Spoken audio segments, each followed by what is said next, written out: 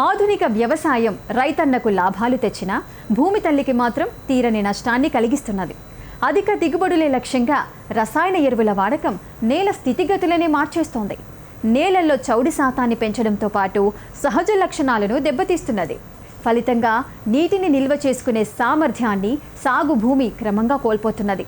అందుకే పచ్చిరొట్ట పైర్ల సాగుతో ఈ సమస్యల నుండి గట్టెక్కవచ్చు.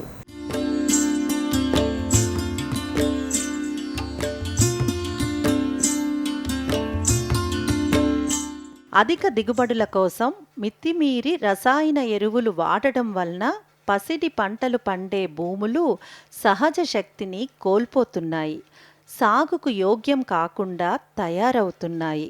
ముఖ్యంగా భూమిలో స్వతహాగా లభ్యమయ్యే పోషకాల్లో అసమానతలు ఏర్పడి పంటలో సూక్ష్మ పోషకాల లోపాలు బయటపడుతున్నాయి. ఫలితంగా భారీ పెట్టుబడులు పెట్టిన రైతులు తగిన దిగుబడి లేక నష్టపోవలసి వస్తుంది. ఇలాంటి పరిస్థితుల్లో నేలలను పునరుజ్జీవింప చేయడానికి సేంద్రియ ఎరువులను వాడాల్సిన అవసరం ఉన్నది. మరోవైపు పశువుల ఎరువు, వర్మీ కంపోస్ట్, కోళ్ళ ఎరువు, గొర్రెల ఎరువు వంటి సేంద్రియ ఎరువుల లభ్యత సామాన్య రైతులకు భారంగా మారుతున్నది.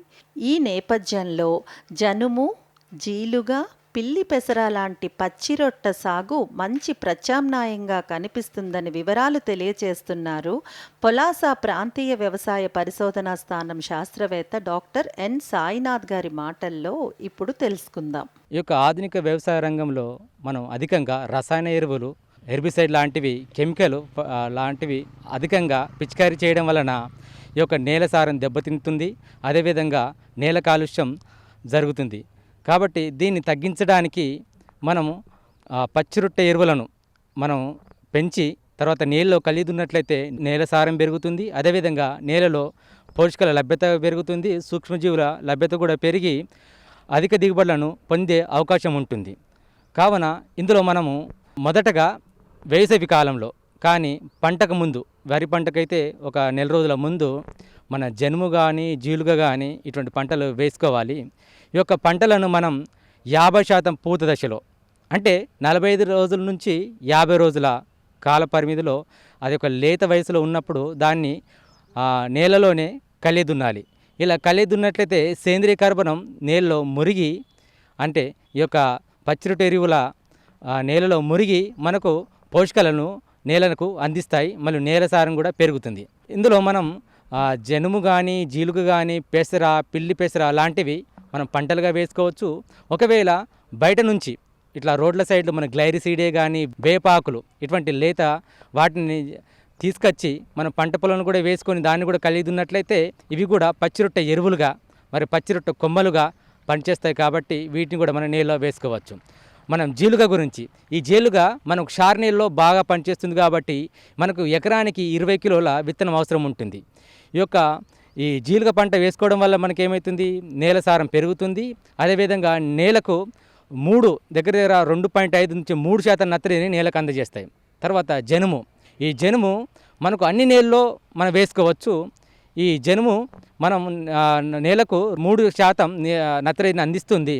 ఇది మనకు ఎకరానికి 12 కిలోల విత్తనం అవసరం ఉంటుంది. ఈ యొక్క పెసర పంటను మనం విత్తనానికి ఉపయోగించుకోవచ్చు, పచ్చిరొట్ట ఎరువు కూడా 3 రకాలుగా ఉపయోగించుకోవచ్చు. ఈ యొక్క 3 రకాలు ఉపయోగిస్తున్నాం కాబట్టి మనం పంట కోసిన తర్వాత దాని యొక్క కొమ్మలను లేదా దాని యొక్క రెసిడ్యూస్ను నేలలో కలిదున్నట్లయితే మనకు పచ్చిరొట్ట ఎరువు నేలలో మురిగి మనకు నత్రజనికి అందిస్తుంది.